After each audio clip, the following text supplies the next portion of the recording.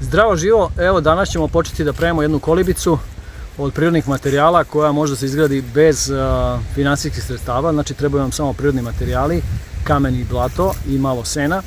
I ona će biti izvedena kao neka vrsta radionice iz dva puta, znači prvi puta sa mlađom decom, odnosno sa tinejdžerima i sa osnovcima, a posle će biti uključeni i odrasli ljudi kad bude veća količina posla oko lepljenja blata.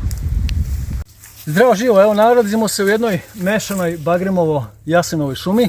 Nažalost, prošle godine je bila velika suša i puno bagrenja se osušilo, tako da ćemo mi da iskoristimo ovo suvo bagrenje za našu kućicu. Evo ovaj je, vidite gore, snimi kako je suv, znači svi su suvi, pola šume i više su ovi bagreni, tako da ćemo ga sada lepo odseći.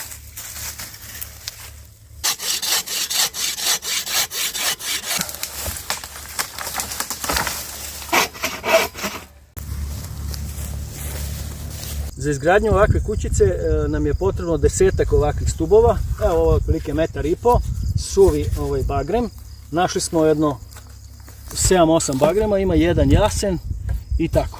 Znači sada ono što treba da se zašilje dole da bi mogli da se ukucaju u zemlju. I oni će biti glavna konstrukcija kuće. Znači prečnik, evo, šta je to, jedno 8 cm, 6 do 9 cm, najbolje, ne valja ni deblje ni tanje. Eto tako, imamo jedan kriv, ali nema veze, to je to.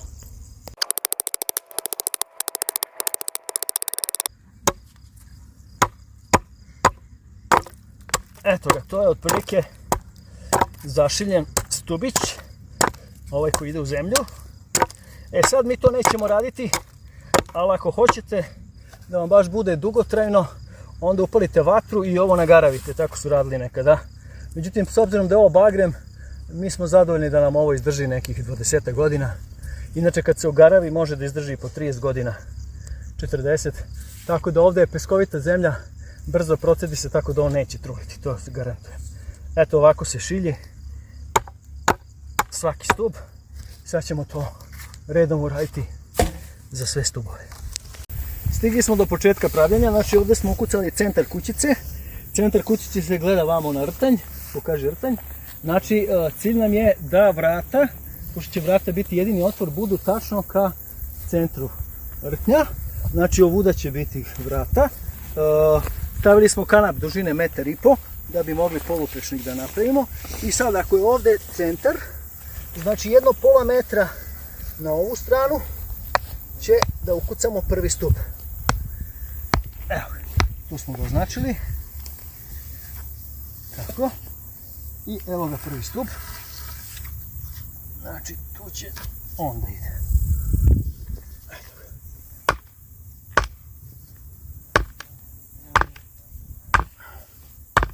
Evo spremili smo sitno ovo granje koje treba da se iseče tačno na meru i kad ga isečemo na meru onda ga jednostavno samo ukucamo ovdje za ovu konstrukciju koju smo napravili. Evo, to je jedan komad.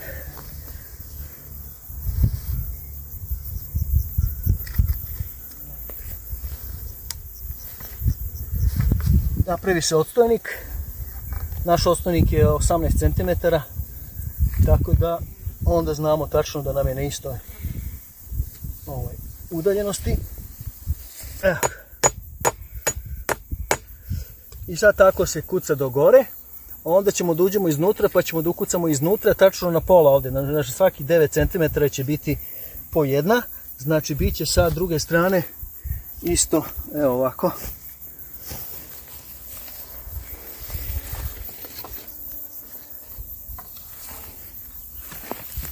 Ovako će biti konstrukcija. I kad to sve pokucamo, onda ćete vidjeti šta dalje ide. Znači kao neke jednostavno merdevine se kucaju s ove strane i s ove strane, ali ovo na pola, tako da između bude tačno na pola. Eto, to je to. Evo završavamo, sad popunjavamo ova polja. Polja se popunjavaju znači sa granama, ovo smo doneli grane tu iz žbunja, što su ove koze pojele pa žbunje neko osušeno, neko još nije. A može da se koristi letve, evo snimi letve, znači imamo neke stare letve, znači može letve, letvice, grane, bilo šta, znači važno je da se napravi ovakva konstrukcija kao da je neka vrsta merdevina.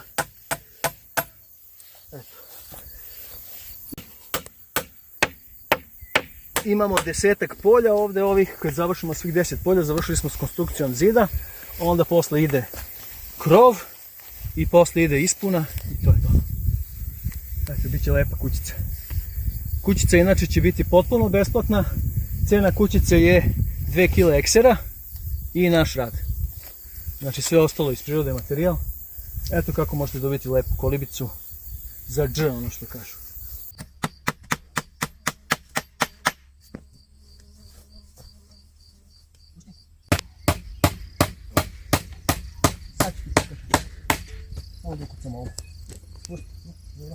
Evo, sa pomoćnicima smo ovaj prvi dan završili donju konstrukciju, znači ništa ovo nismo imali ni od materijala ni ovo danas.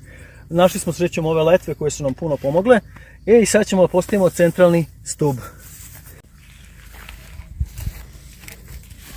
Ne ide baš.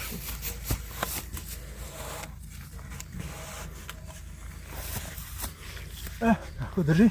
Držim. Drži lepo. Držim lepo.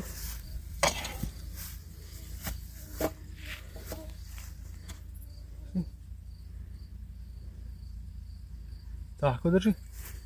Dobro. Malo vamo, desno. Dobro. Tako, drži tako. Sad ćemo da ubacujemo kamenje dole.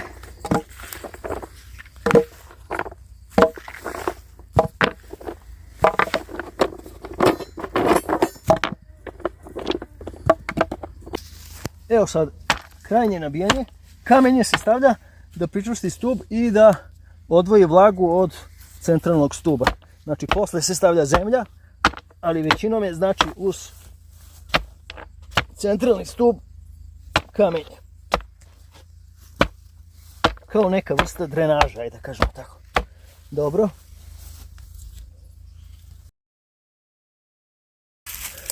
Evo nas sada u jasenovoj šumi. Ovdje ima jako mnogo jasena, evo s njimi.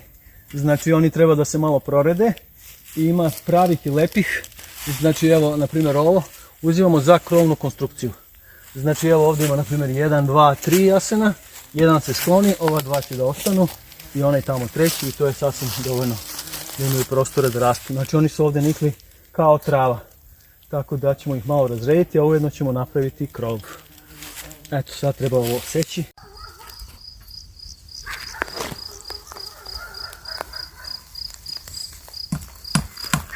Evo došli smo do faze gdje krećemo sa krovom, vrata smo napravili, vidite kako smo našli lepo dve polukružne, jednu krušku, jedan glog i ovdje smo ih ubacili uz pomoć šipkice armaturne od 10 cm, od 10 mm dužine jedno tako 15, to smo spojili i spojili vamo ekserima, gore je spojeno sa ovom račvom njihovom prirodnom i sada ovdje stavljamo one jasenove koje smo napravili, stavljamo gore na konstrukciju na stub i to će vrlo jednostavno, znači imamo 2, 4, 6, 8 još stubova, 2 smo postavili ova, znači još 6 i onda je sve gotovo što se tiče glavnih greda za kolibu, a onda ćemo da stavljamo poprične gredice i na kraju odozgo seno ili slamu, vidjet ćemo šta imamo, to je to.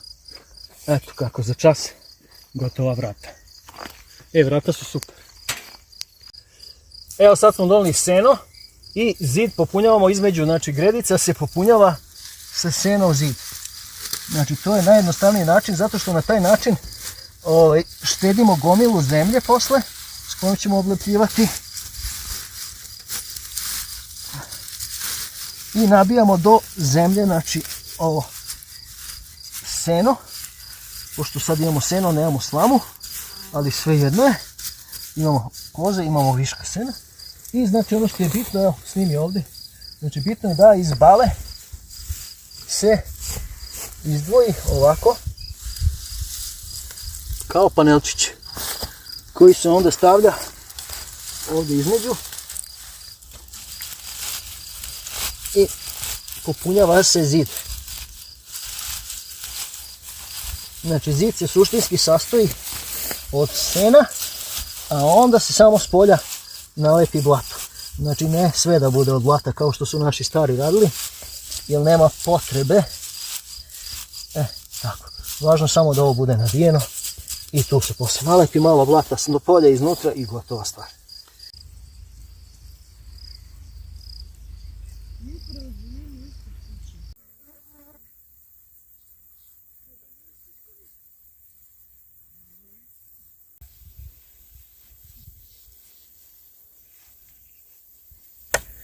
Ovo su sad sitne finese, znači da bi stubovi malo bolje naligli, da bi ekseri više uhvatili, što koristimo sedmice eksere, onda malo na ovom mjestu spoja sa konstrukcijom skinemo koru i par milimetara. Znači to su sitne finese koje onako možete i sami da osmislite, ne mora baš na ovaj način. Evo, sad kad se stavi gore, evo, ono sad tu lepo naleže, tu sad samo jedan ekser i gotova stvar. Isto to uradimo gore, naročito je važno da se istanji gore za vrhove, da bi moglo lepo da se uklope vrhovi jedan sa drugim, da ne bude ona budža na vrhu pre debela.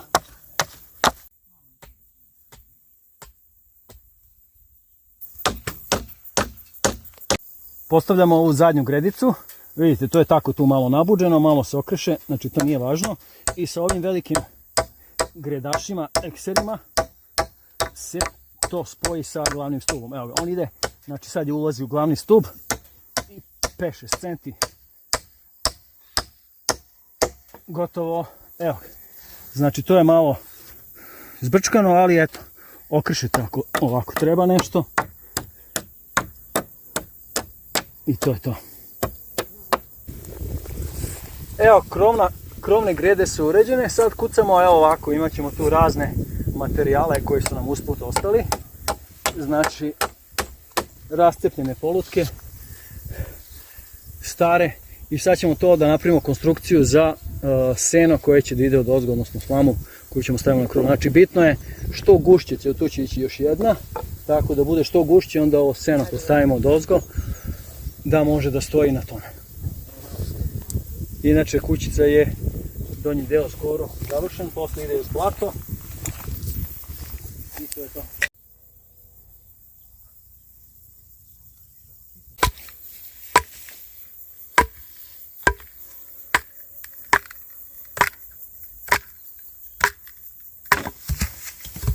Evo, ovako smo dobili dve rekonstrukcije.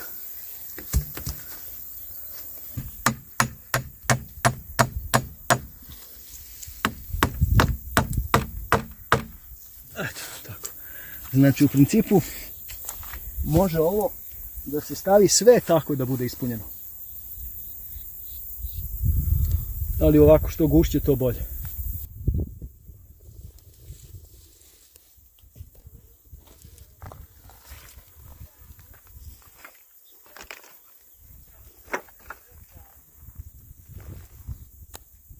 Evo smo završili upravo krov, poletvali smo ovo sve i pripremili za seno koje će biti naša pokrivka. Znači ovdje kod ulaza ima malo veći pad zbog ovakvog oblika, ali ovo ostalo je skoro savršeno. Tako da eto, posle se uzme ovako ovaj seno i stavlja se tu redom, ovako i kao crep jedno na drugo do gore i u debljini od 40 cm do pola metra treba da bude to i vidjet ćete to kada dođemo do te faze. Sada je faza, znači prvo nećemo da radimo krov zato što treba se urade zidovi s polja i iznutra, znači da se namažu s blatom, da se suši kroz ovaj krov i onda ćemo da stavljamo tek onda krov. Tako da eto, mnogo lepo izgledaju ove letvice i gotova je krovna konstrukcija. To je najveći posao. Krećemo sad sa pripremom zemlje, odnosno blata za zidanje. Preporučujem svima da koristite zemlju koja vam je uz objekat, ne neke gline ili nešto sa strane, da donosite, pošto je to ogroman posao, nego snimi evo koliko je to daleko od kuće. Znači mi smo ovdje na slogu gdje imamo puno zemlje, na neki 4-5 metara od kuće, Znači sad posao će biti da to posle prebacimo samo ovih 3-4 metra do zidova. Znači zemlja se uzima ona koja je na licu mesta, mi ovdje imamo sreću pa je ovdje neka smonica, ona znači u sebi ima neke količine gline, ali ovo dosta je tvrda, tako da ćemo da načinemo ovo brdo i da pripremimo to za 15-20 minuta. I to je to. Evo, završili smo sa prvom fazom kopanja. Kaže, tamo smo normalno iskopali zemlju i sve smo nabacali ovako na jednu gomilu. Pravimo sada jednu rupu kao krater. Razvlačimo ovu zemlju sa strane. I u tu rupu ćemo sipati vode. Skoro do zemlje ovu. I se izvadi sve napolje.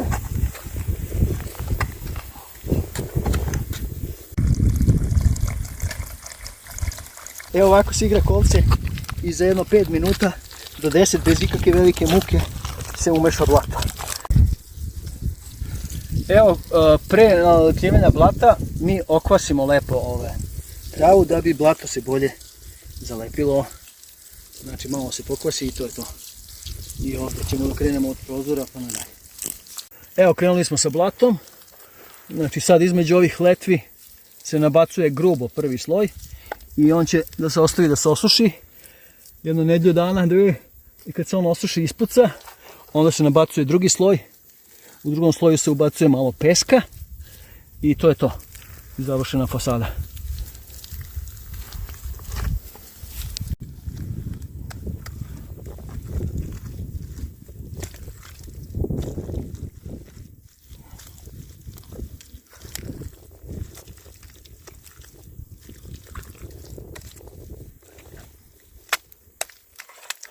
Znači, snimi ovdje prvo ovo, ovdje znači može da se ubaci sitno seno malo ili slama, da je kao vezivno, a može i ovako, evo kako ja radim, na primjer kad je krajina, ovo je od koza, ona trina, ona se tu jednostavno utrlja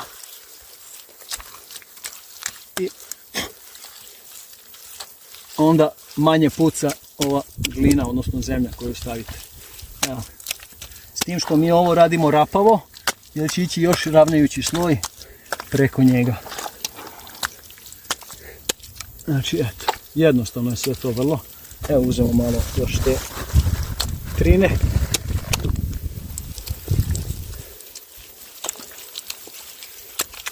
Znači, ko armaturna neka mrežica.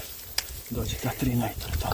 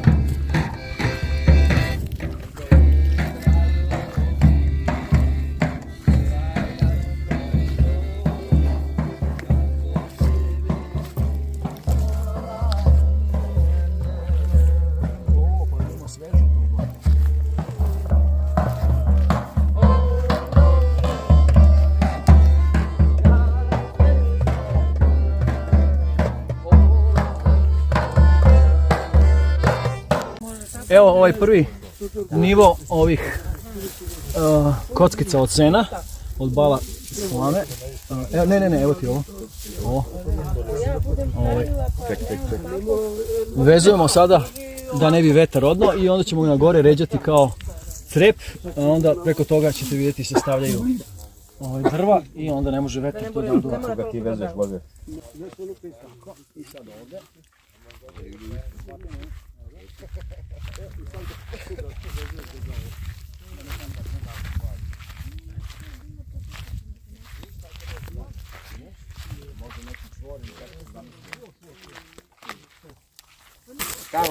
Evo sada stavljamo krov i ove jasenove da drže u slučaju vetra, znači na svako ovo polje ide po 2 jasena.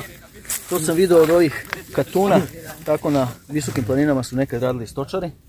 Pa evo mi sad nešto i slično radimo, s tim što ovdje smo malo inovaciju uveli, stavili smo žicu, oni su to vezivali nekim kanapima pa to istruli posle godinu dve, a ovo neće da istruli jedno 10 godina 20. Tako da eto, to će sad sve tako u krug da budu ovi jasenovi koji drže seno.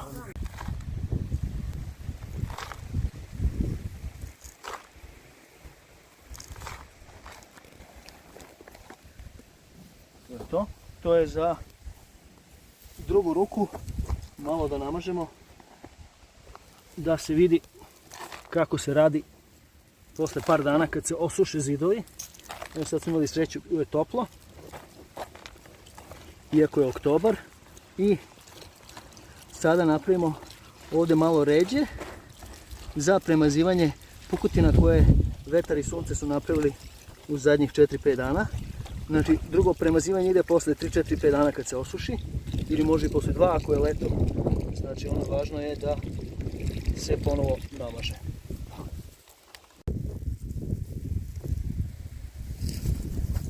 Pre popravljanja, vidite, ovaj zid je ispucao.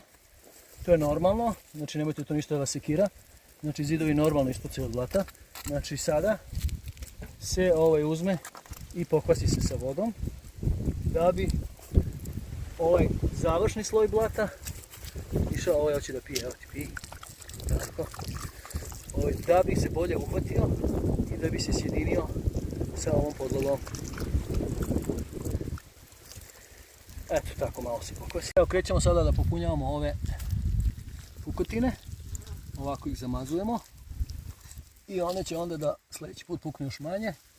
Znači, u principu, posle drugog ovog premazivanja, evo kad se lepo utrlja, to neće više ni pucati ili će biti mikro pukotine koje nema potrebe više mazati. E sad, u ovo blato možete dodati trinu iz jasala od stoke. Znači, ako imate, ako nemate, onda neku sitnu neku piljevinu, nešto, da ne bi pucalo, znači bolje je kad se to ubaci unutra. Evo vidite sad kako to izgleda savršeno. Znači nema više ovih sitnih pukotinica i to relativno, kao što i sami vidite, ide veoma brzo i lepo. Evo posle vrednog našeg rada koji je trajao otprilike za cijelu kolibu, jer svi poslovi su trajali 7 dana. Znači prvo su radila 3 omladinca i ja, posle su pomogli prijatelji iz Makedonije koji su za 2 dana smo oblepili posle cijelu kućicu. Trenutno duva jak vetar, ali krov stoji jako dobro. Znači ova varijanta pastirska koju sam vidio po Katunima visokih planina u Srbiji i Crnoj Gori, ona funkcioniše jako dobro. Ovdje smo stavili jedno staro da bude u etno stilu, znači jedno staro kudeljni ćilim od konoplje koji su htjeli da bace ovdje u selu, pa sam ga spasao i kompletna koliba je trenutno završena. Ovdje ćemo staviti nešto kao prozor, a možda ćemo ostaviti ovako da bude luftiranje, odnosno da bude otvoren prozor, vidjet ćemo to šta ćemo staviti. Da ćemo staviti staklo ili nešto drugo. Eto, sada možeš snimiti malo iz daljine kako to izgleda i to je to. Koliba je gotova.